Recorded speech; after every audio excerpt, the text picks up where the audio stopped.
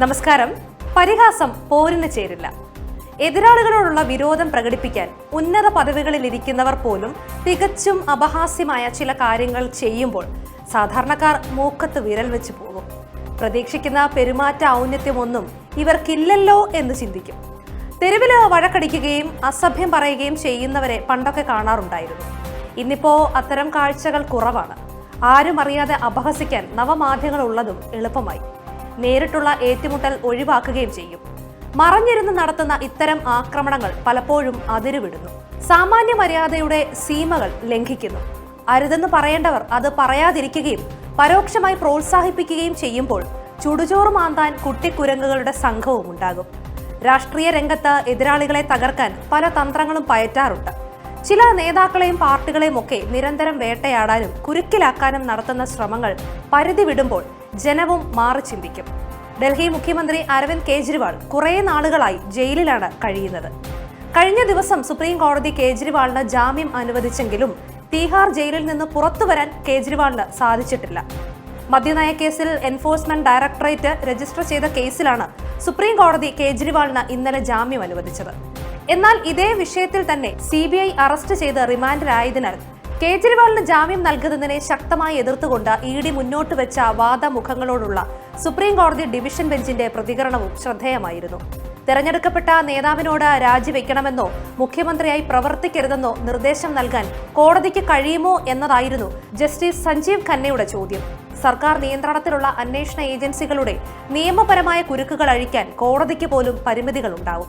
അപ്പോഴാണ് ജനാധിപത്യത്തിന്റെയും നിയമവാഴ്ചയുടെയും ചില ദൗർബല്യങ്ങളെക്കുറിച്ച് നാം ചിന്തിച്ചു പോകുന്നത്.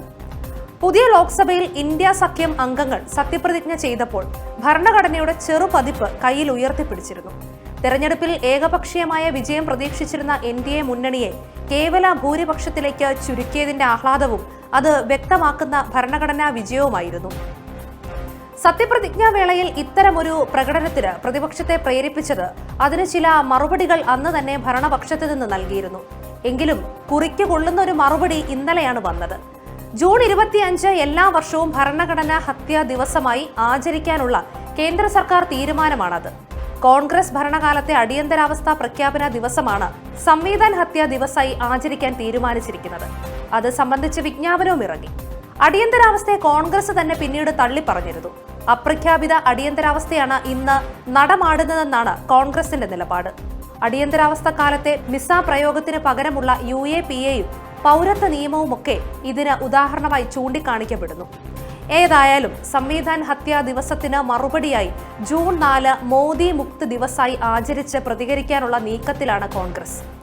മോദിക്ക് ധാർമ്മിക പരാജയം നേരിട്ട ദിവസമായിട്ടാണ് ജൂൺ 4 കോൺഗ്രസ് വിശേഷിപ്പിക്കുന്നത്. തെരഞ്ഞെടുപ്പ് പ്രചാരണ കാലത്ത് പലരെയും തേജോവധം ചെയ്യാറുണ്ട്. പലതും പരിധി വിടും. അമേഠിയിൽ പരാജയപ്പെട്ട സ്മൃതി ഇറാനി ഇപ്രകാരം കനത്ത പരിഹാസത്തിന് പാത്രമായിരുന്നു. രാഹുൽ ഗാന്ധിക്കെതിരെയും അമേഠിയിൽ വിജയിച്ച കോൺഗ്രസ് സ്ഥാനാർത്ഥി കിശോരിലാൽ ശർമ്മയ്ക്കെതിരെയും സ്മൃതി ഇറാനിയും കടുത്ത പരിഹാസ പ്രയോഗങ്ങൾ നടത്തിയിരുന്നു.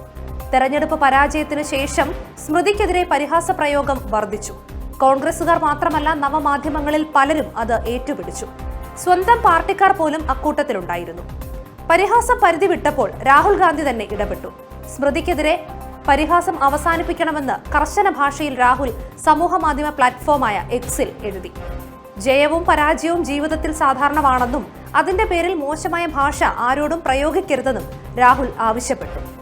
മറ്റൊരാളെ കളിയാക്കുന്നത് അത് ചെയ്യുന്ന ആളുടെ കരുത്തല്ല, ദൗർബല്യമാണ് വ്യക്തമാക്കുന്നതെന്നും രാഹുൽ Xൽ കുറിച്ചു. രാഷ്ട്രീയ പ്രവർത്തനം കലാപ്രകടനമല്ല. വില കുറഞ്ഞ വിവാദങ്ങളും വിമർശനങ്ങളും മാറ്റിവെച്ച് കാര്യഗൗരവമുള്ള പ്രവർത്തനങ്ങളിലേക്ക് നമ്മുടെ ഭരണാധികാരികളും നേതൃത്വവും മാറണം. ജനം ഇതെല്ലാം വിലയിരുത്തുന്നുണ്ടെന്ന് അവർ മനസ്സിലാക്കണം. നമസ്കാരം.